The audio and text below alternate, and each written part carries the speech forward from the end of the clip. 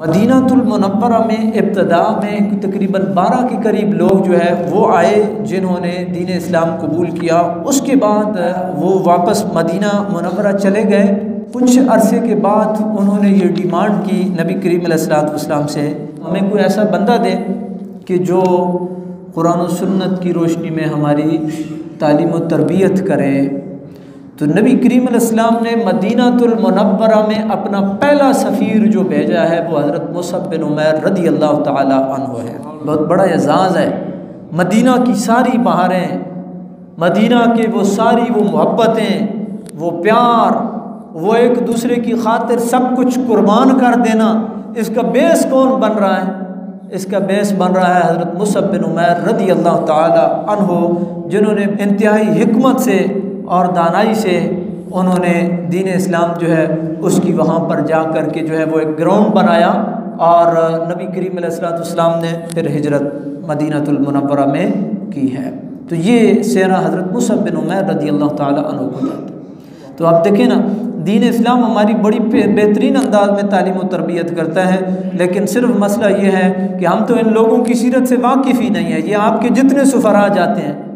یہ فلاں جا رہا ہے تو کوئی جرمنی میں ہے، تو کوئی انگلینڈ میں ہے، تو کوئی فرانس میں ہے، تو کوئی امریکہ میں ہے، سارے جا کے اپنے چکر میں پڑے ہوتے ہیں۔ اپنا بزنس سیٹ کرنا ہے، اپنی فیملی کو سیٹ کرنا ہے، بچے کو بلانا ہے، بیوی کو بلانا ہے، رشتہ دار کو بلانا ہے، بھائی کو بلانا ہے۔ ان کو اسٹیٹ سے، اسٹیٹ کے مفاد سے، دین اسلام سے کوئی غرض نہیں ہوتی ہے۔ کاش وہ حضرت مصعب بن عمیر کی سیرت کو پڑھتے، ان کو پتہ چلتا کہ حضور نے جو اپنا پہلا سفیر مدینہ میں نامزد کیا تھا اس نے کیا کردار ادا کیا، اور واپس حج کے موقع تک 70 آدمی جو ہے وہ دین اسلام کے اندر داخل ہو چکے تھے، اور حضور کی خدمت میں انہوں نے کہا یا رسول اللہ صلی اللہ علیہ وسلم یہ ہیں آپ کے غلام۔ لیکن جب اس دین اسلام کی بات آپ کریں گے تو کسی کے مفاد کے اوپر جب ضرب پڑے گی تو وہ آپ کا مخالف ہوگا، وہ آپ کو سختی میں جواب دے گا، وہ پھر دین کے متعلق بھی بات کرے گا، وہ دین کے چاہنے والوں کے متعلق بھی بات کرے گا۔ ایک اور بات بھی یہ ذہن میں رکھیں کہ آپ اپنے علاقے کے، اپنے قبیلے کے، اپنے دین کے آپ بھی سفیر ہیں، آپ بھی نمائندے ہیں۔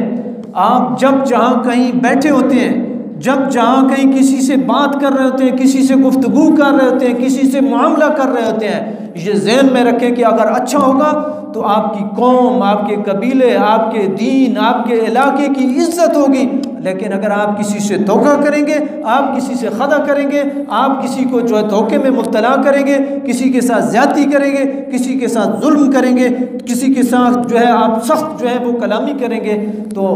آپ جو ہے اپنی قوم، اپنے قبیلے، اپنے علاقے، اپنے ملک کی جو سفارت کاری تھی وہ آپ نے اس انداز میں کی ہے کہ وہ آپ کے علاقے کو، آپ کی قوم کو وہ کوسے گا، بندہ وہ کوسے گا۔ پریکٹیکلی دیکھ لیں آپ، اگر کہیں کسی سے کوئی غلطی ہوئی ہے،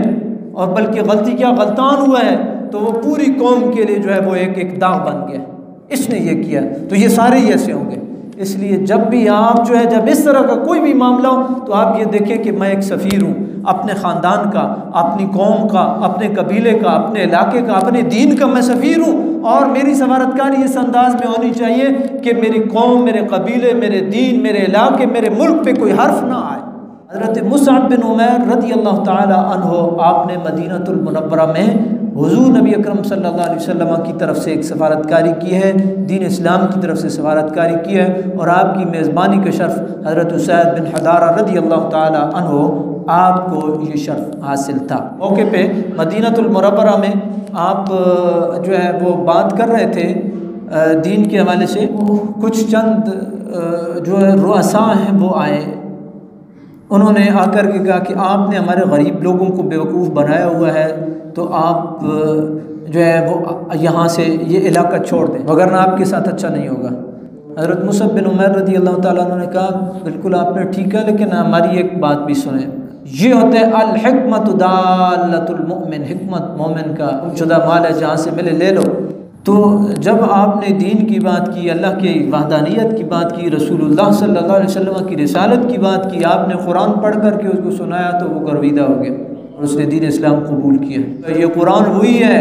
جو صحابہ پہ نازل ہوا تھا، اس کی تاثیر بھی وہی ہے جو ان کے دلوں میں ہوتی تھی، آج بھی اتنی ہی ہے۔ یہ نہیں کہ اس کا اثر کم پڑا ہے، اس کا اثر اتنا ہی ہے۔ کوئی پڑھ کر کے دیکھے مصعب بن عمیر جیسے انداز میں اخلاص کے ساتھ پڑھ کر کے دیکھے، پھر دیکھے کہ یہ دلوں کے اندر گھر کرتا ہے کہ نہیں کرتا، یہ دلوں کی دنیا کو بدلتا ہے کہ نہیں بدلتا، یہ انوار و تجلیات کا باعث بنتا ہے کہ نہیں بنتا۔ وہ بندہ جو آپ کے راستے میں بالکل اس نے نیزہ گاڑ دیا تھا، یہ نہیں کہ ایسے آتا، اس کے ہاتھ میں تھا نا نیزہ، اس نے نیزہ یوں زمین میں گاڑا اور سیدھا حضرت مصعب بن عمیر کے سامنے ایسے آمنے سامنے کھڑا ہو گیا۔ حضرت مصعب بن عمیر نے جو ہے نا یہ نہیں کہا فوراً ٹھیک ہے کہ دیکھ لیتے ہیں جی،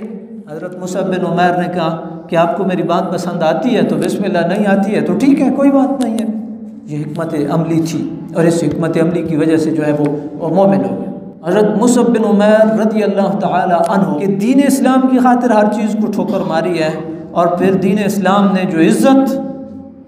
اور جو مرتبہ وہ ان لوگوں کو دیا ہے وہ شاید کسی کا نصیب ہوگا۔ میں نے پہلے آپ کی گوش گزار کیا کہ امیر ترین گھرانے سے تھے، اور اس دور میں کہ جس دور میں روٹی بھی بڑی مشکل تھی، اس دور میں 400 درہم کی پوشاکیں پہننا اور امیر ترین لوگوں کی لباس پہننا، اور امیر جو ہے وہ ایک انتہائی مہنگی خوشبوئیں لگانا، لیکن سب کچھ چھوڑ کر کے ایک کلمے کے لیے تنہا اکیلے سب کچھ وار کر کے حضور کی قدموں میں آ کے